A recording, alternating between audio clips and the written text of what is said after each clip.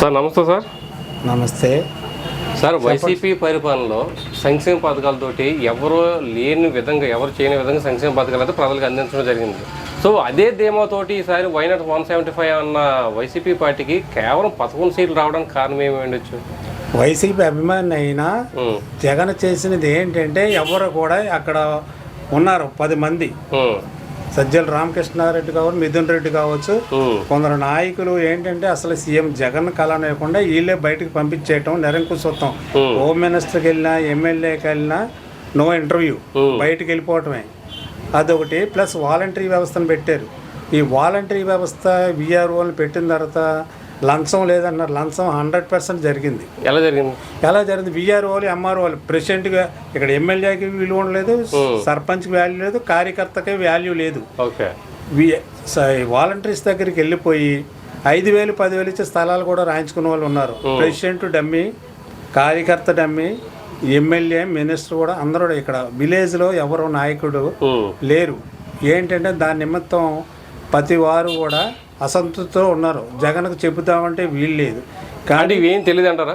ఈ లోపల ఏం తెలియదు అంటారా జగన్ గారికి? దీనికి అన్ని కొన్ని తెలుసు. అదొకటి. మరలా ఈ బ్రాందీ ఒకటి, శాండ్ మాఫియా, ఈ బ్రాందీ ఒకటి కూడా చాలా పొరపాట్లు చేశాడు. పెన్షన్లు ఇచ్చినంత మాత్రాన, స్థలాలు ఇచ్చినంత మాత్రానే కాదు, ఈ ఏమి చూడలేదు. ఎవరికి విలువ లేదు, నాయకుడికి విలువ లేదు, కార్యకర్తకు విలువ లేదు. కార్యకర్త ఎన్నాలని భుజాల మీద పెట్టుకుంటాడు. అదే పవన్ కళ్యాణ్, నిజంగా పవన్ కళ్యాణం ఇవాళ లేకపోతే టీడీపీ లేదు.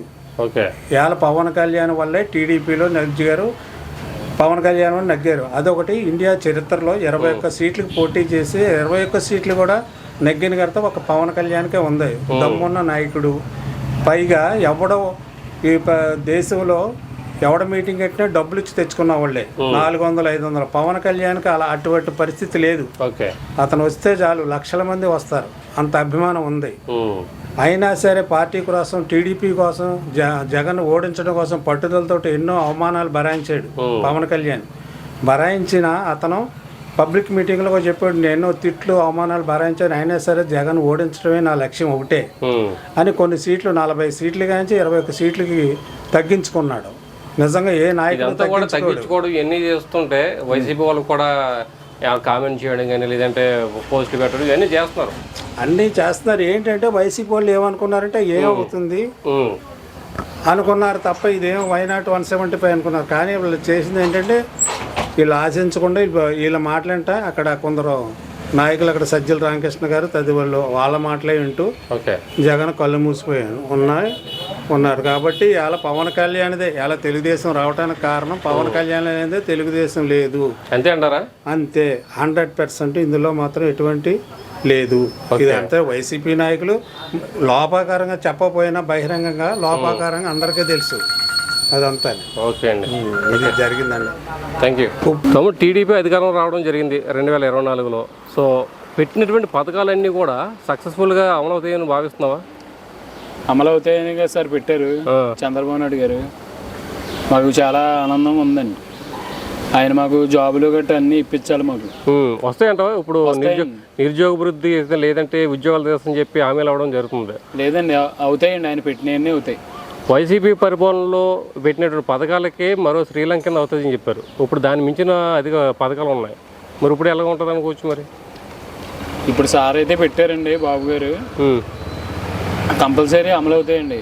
పెట్టాక మరి అమలు అవ్వాలి కదా, కంపల్సరీ అవుతాయండి. చేస్తారంటవా? చేస్తారండి. చేస్తారు కాబట్టి అమలుస్తారండి. ఓకే. పవన్ కళ్యాణ్ గారు కూడా భారీ విజయం సాధించడం జరిగింది. ఆయన గురించి ఏం చెప్తారు? ఆయన కూడా ఒకసారి చూద్దామని వేసామండి ఒకటి మేము. అంతే కదా సార్, మరి అందరూ మాకు సపోర్ట్ చేయాలని అడిగారు కదా, చేసామండి మేము. తర్వాత గొడవలు చేయాలి మరి. ఓకే, రెండు కలిసి ముందుకు వెళ్తాయంట జనసేన, బీజేపీ కూడా? వెళ్తాయి. ఇవాళ ప్రమాణ స్వీకారం చేశారు పవన్ కళ్యాణ్. అవును, మాకు ఆనందంగా ఉంది. ఓకే, మరి ఎలా ఉంటుంది అనుకో? డిప్యూటీ సీఎంగా పిఠాపురంలో ఎలాగ పరిపాలిస్తారనుకోవచ్చు?